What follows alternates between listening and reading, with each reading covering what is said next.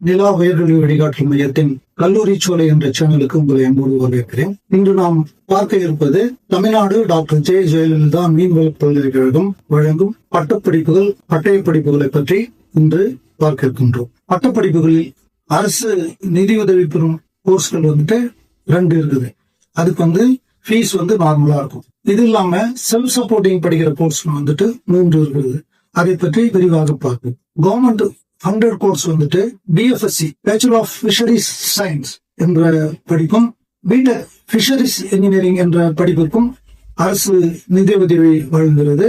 BTech biotechnology, B Tech food technology, BBA fisheries enterprises management என்ற இந்த 3 கோர்ஸ்களும் செல்ஃப் சப்போர்ட்டிங் கோர்சஸ்.